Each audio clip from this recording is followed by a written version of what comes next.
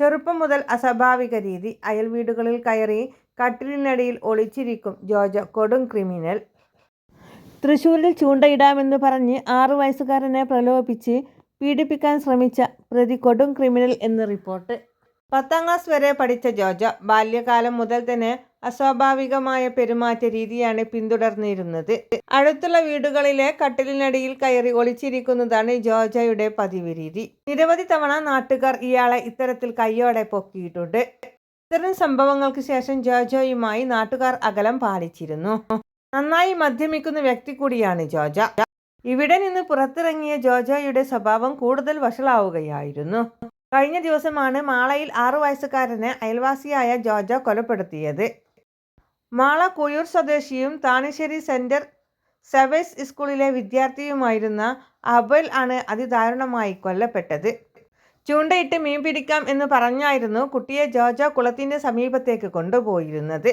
ഇതിനുശേഷം ഇയാൾ കുട്ടിയെ പീഡിപ്പിക്കാൻ ശ്രമിച്ചു. വീട്ടുകാരുടെ വിവരം പറയുമെന്ന് പറഞ്ഞ് അബേൽ കരഞ്ഞതോടെ ജോജോ കുട്ടിയെ കുളത്തിൽ തള്ളിയിട്ട് മുക്കിക്കൊല്ലുകയായിരുന്നു. അബേലിൻ്റെ കൊലപാതകത്തിൽ നിർണായകമായത് ജനപ്രതികൾ നൽകിയ വിവരങ്ങളായിരുന്നു. കുട്ടിയെ കാണാതെയായ വിവരമറിഞ്ഞ് മാള പ്രിൻസിപ്പൽ SIC സുരേഷും സംഘവുമാണ് ആദ്യം സംഭവ സ്ഥലത്ത് എത്തിയത്. ഇവരോട് പഞ്ചായത്ത് പ്രസിഡന്റ് ഷാജൻ കൊടിയും വാർഡ് അംഗം സേതുമോൻ ചിറ്റേത്തും പ്രതിയായ ജോജോയ്ക്കും ഒപ്പമാണ് അവസാനമായി കുട്ടിയെ കണ്ടതെന്ന് പറഞ്ഞിരുന്നു. CCTV ദൃശ്യങ്ങൾ ഇവർ പോലീസിന് കൈമാറിയിരുന്നു. ജോജോയുടെ ക്രിമിനൽ പശ്ചാത്തലം കൂടി മനസ്സിലാക്കിയതോടെ പോലീസും സംശയം ബലപ്പെടുത്തിയിരുന്നു.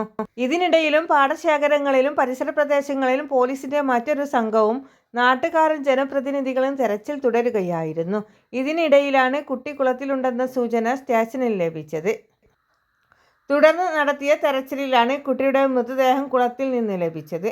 അപ്പോഴേക്കും കുറ്റസമ്മതം നടത്തിയ ജോജോ കൊലപാതക വിവരം പോലീസിനോട് വിശദീകരിച്ചിരുന്നു. എല്ലാവിധ വാർത്തകൾക്കും വിശേഷങ്ങൾക്കുമായി ഈ ചാനൽ സബ്സ്ക്രൈബ് ചെയ്യുവാൻ മറക്കല്ലേ.